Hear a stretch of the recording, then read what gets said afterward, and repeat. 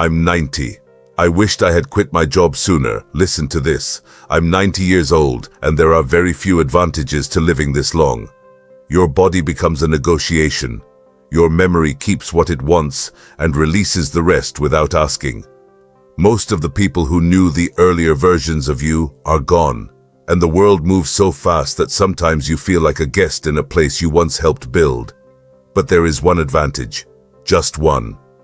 At 90, there is nothing left to protect, no reputation to manage, no ladder to climb, no illusions worth maintaining. So I'm going to tell you the truth. Not the polite version, not the motivational version, the real one. I wish I had quit my job sooner. Not because I hated working, not because my career was meaningless, but because I stayed long after the job stopped serving the life I was meant to live. And I didn't realize it until time made the decision irreversible. When you're younger, quitting feels irresponsible. It feels like weakness. It feels like you're throwing away progress. You tell yourself that staying is the mature thing to do, the safe thing, the respectable thing. I told myself all of that. I told myself I was being disciplined. I told myself I was being loyal. I told myself that endurance was character. I told myself that one more year wouldn't matter. One more year became 10, and then 20, and then suddenly I was old.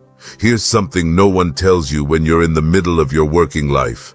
Jobs don't end loudly. They don't announce when they've taken too much from you. They simply keep asking, and you keep giving, until one day you realize you've been surviving a chapter that should have already closed. I didn't quit because I was afraid of regret. That irony still hurts. I stayed because I was afraid that if I stepped away, I would lose relevance, lose identity, lose safety, lose proof that my life had direction.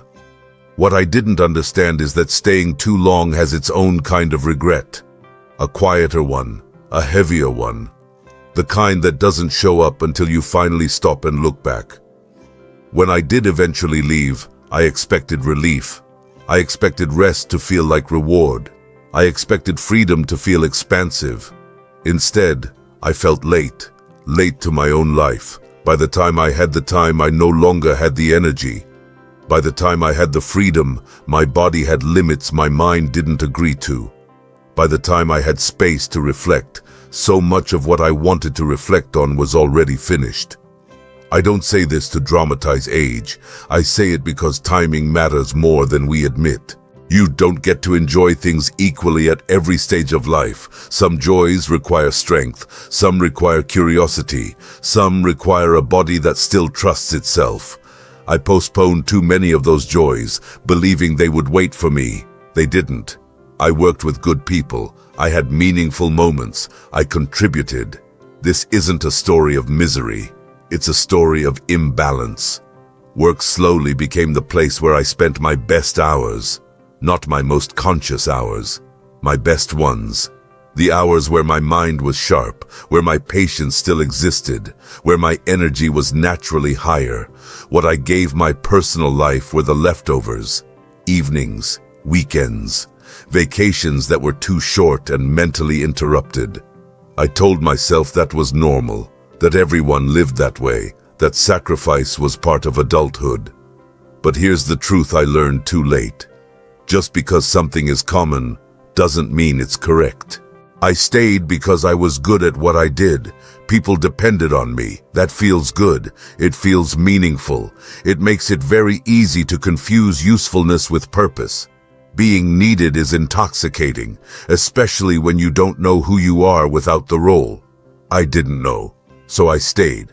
And the longer I stayed, the harder it became to imagine leaving. The job grew around me. My identity fused with it. I didn't just do the work. I was the work. That's a dangerous place to live. Because when you finally step away, it's not just a job you lose, it's a version of yourself. I wish I had stepped away earlier, while I still had momentum to redirect, while curiosity was still louder than fear, while my body could still turn intention into action without negotiation. I waited for certainty. Certainty never came. There is no moment where the world taps you on the shoulder and says, now is the right time. There is only the moment where staying costs more than leaving. And by the time that cost is obvious, you have already paid a lot of it. I paid with time, and time is the only currency you don't earn back. When you're young, you think time is generous. You think you can compress life into later chapters. You think you can work now and live later. Later is not a place, it's a condition, and it's not guaranteed. At 90, you see patterns clearly, not because you're wiser by nature, but because the noise has fallen away. All that's left is cause and effect. Staying too long taught me discipline, but it cost me presence. It taught me reliability, but it delayed intimacy. It gave me stability, but it postponed aliveness. And aliveness is not something you can reschedule. I don't regret working. I regret overvaluing it. Work should support a life, not replace it. I didn't quit sooner because I thought quitting meant giving up. I didn't understand that sometimes quitting is choosing differently. Sometimes it's choosing to redirect your remaining energy towards something that can actually receive it. I assumed I would know when it was time. I didn't. Time passed quietly. That's how it always passes. If you are listening to this and you feel tired in a way rest doesn't fix, listen carefully.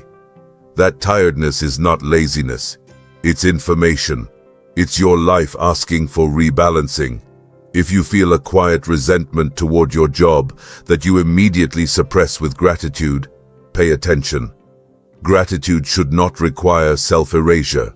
If you keep telling yourself, just a few more years, ask yourself what those years are costing you, not financially, humanly.